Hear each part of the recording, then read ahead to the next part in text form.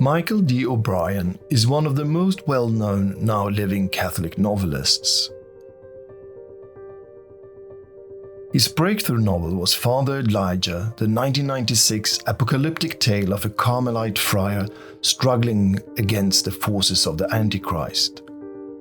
However, already from 1976, he had been a full-time artist.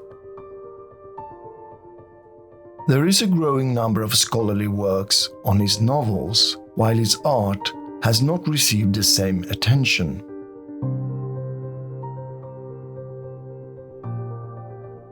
In 2019, Ignatius Press published a book with many examples of his way of painting. In this video, I will give you, in the same way, some glimpses into the visual imagination of O'Brien and offer some comments. In his teens, things seemed to go in a completely different direction for Michael O'Brien when he returned to Ottawa in 1964 after living for 3 years in the Canadian Arctic. He felt a strong cultural dislocation coming from the wilderness, a simple natural life, to that of the city. As so many others at that time, he lost his faith.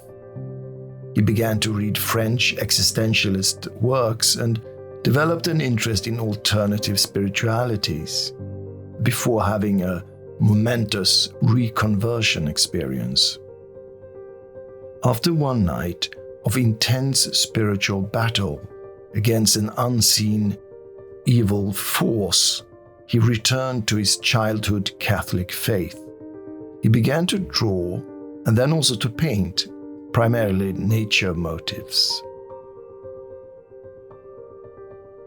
At the age of 23, that is in 1971, he had a very successful exhibition in Ottawa, but instead of using this as a first stepping stone for a career, he left for a train ride across Canada using up the money from the exhibition and ended up eventually in Blue River, a small village in the mountains of British Columbia.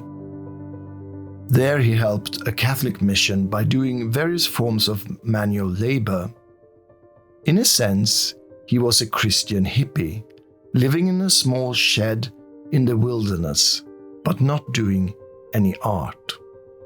It was after marrying and working as a weather observer that he made the momentous decision in 1976 to devote his entire life, and his family with it, to Christian sacred art.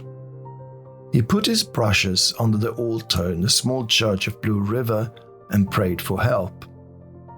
What happened after this is significant. He sat in his studio, which was another shed, but he could not paint anything. This creative block went on for 3 weeks, because what pictorial language should he use? Should he invent one of his own or go into an established tradition? But what might that be in the middle of the 1970s? O'Brien finally decided to begin with icon painting. Instead of using some idiom of contemporary art or train in the style of Rembrandt, he adopted a traditional way of making religious images that is in many ways the antithesis of modern art, but also Western post-Renaissance art.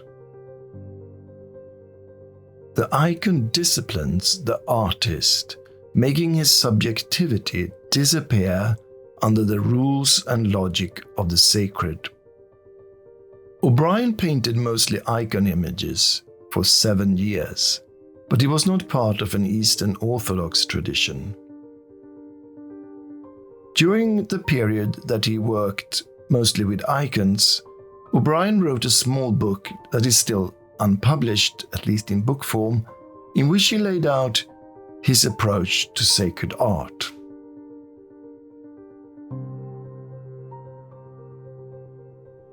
A vocation is more than an occupation. It is a summons and a response, a departure from what is familiar, an entry into the unknown, where one's understanding of himself is shaken and all that he is will be challenged. It initiates a period of growth and radical change in values and perspectives. To choose to respond to this call is to choose disintegration and reintegration, is to undergo fear, pain, and confusion in order that a new vision and certainty may emerge. It is ultimately to die and to be reborn. This is art as a religious vocation, with a focus on the transformative power of the cross, a demanding job description by all accounts. Here is an example of O'Brien's iconographic style. It's a Christ painting that looks like a portrait, but is not. To understand this more fully, we need to see the painting in its proper context and also see the whole image and the accompanying image. This painting of Jesus hanged in O'Brien's living room when I visited his house in 2011 in Combermere, Canada. It is of the Sacred Heart, and the accompanying picture is of the Immaculate Heart of Mary. They constitute, together with a crucifix and a statue of St. Joseph holding the child Jesus, the focal points of the prayer corner in the O'Brien home. It was here that he and his wife prayed, and in the present home the painting fulfills the same function. Michael O'Brien has prayed almost every day in front of this picture for years. It's a painting made by him, but it's also a vehicle for his relationship with God, and more precisely under the aspect of the Sacred Heart. The important point here is that this is an image made for practice, in this case religious, not merely for aesthetic appreciation. Here is another example of O'Brien's liturgical devotional art. There is an intense emotional tone in the painting. The figures of the Apostle John and of Mary, the mother of Jesus, stand as representatives of all men and women in front of the dying man-God. From his side flows his life, which is also grace in the form of blood, which John collects in a bowl as a reference to the Eucharist. In these two paintings, we instead get a glimpse of the process behind the creation of sacred art. The focus is not on devotion, but on inspiration. To the left is a painting of St. Luke, the patron saint of painters, holding an icon in the form of a scroll depicting Virgin Mary and the child Jesus. According to tradition, St. Luke made a painting of Mary, but it can also be interpreted as that his gospel provides a portrait of Mary, thus the scroll. Around the icon is the studio of the painter.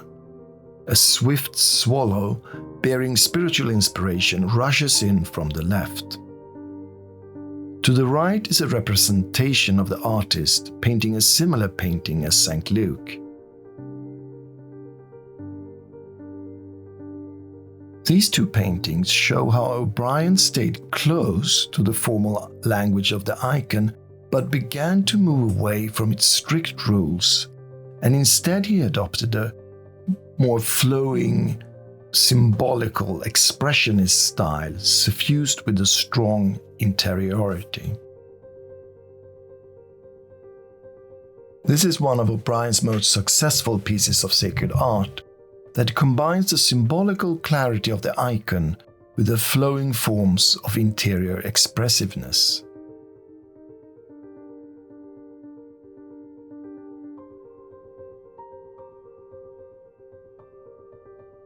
In this O'Brien painting, the language of the icon has been left behind. There are no strict iconographic rules, no discernible religious imagery.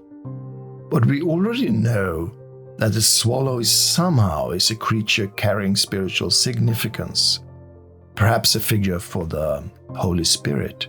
And there is this circular motion once again, which is reflected in the sun shining through a gap in the clouds. And classically, the circle is a sign of eternal perfection.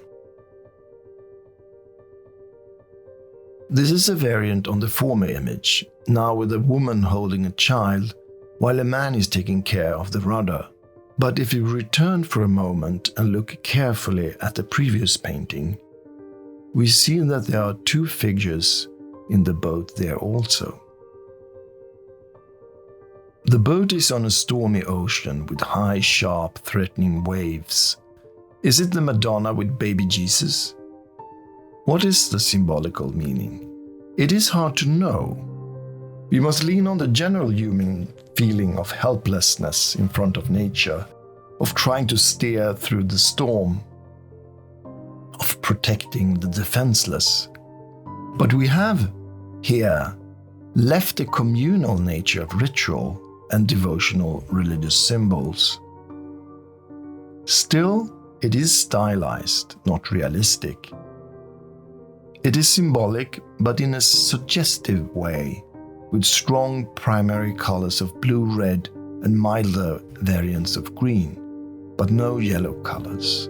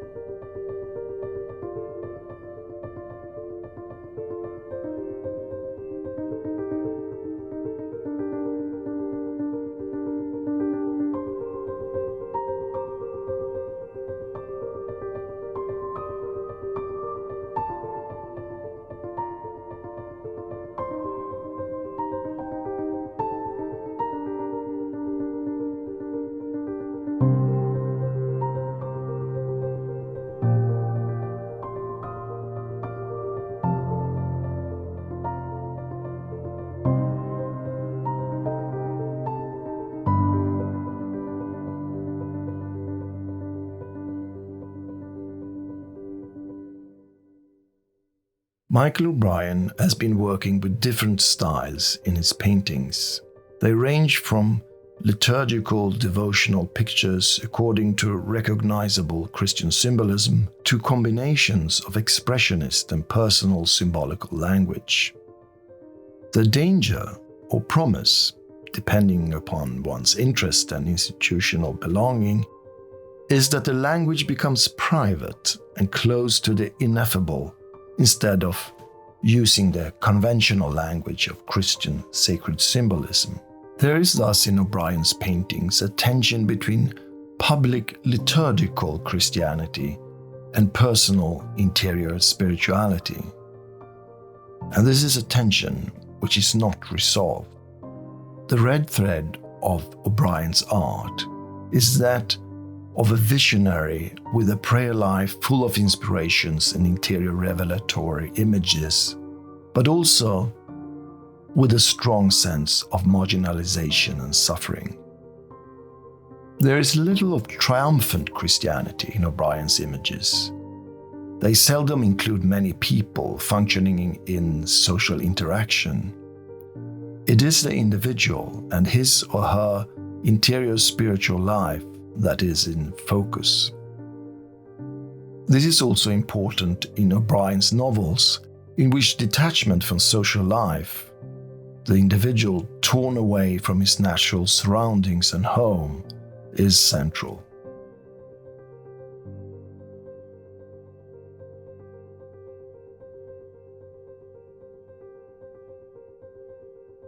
The main character is often a person trying to find his way back to the sacred, but who comes up against the institutions of late modern society. Are there traces in O'Brien's art of the idea that the sacred once again will be the integrating supersystem that is a vision of a new Christendom? Maybe, but it's not in the foreground. The focus is on the present apocalyptic fragility of sincere Christian life and a turn toward interior spirituality.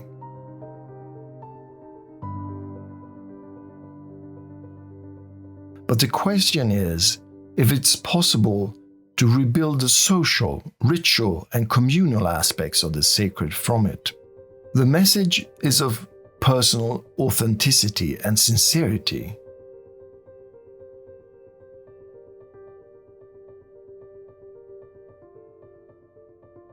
But how does one build a Christian social reality from it? O'Brien's answer seems to be eschatological. Only God can rebuild it at a fitting time.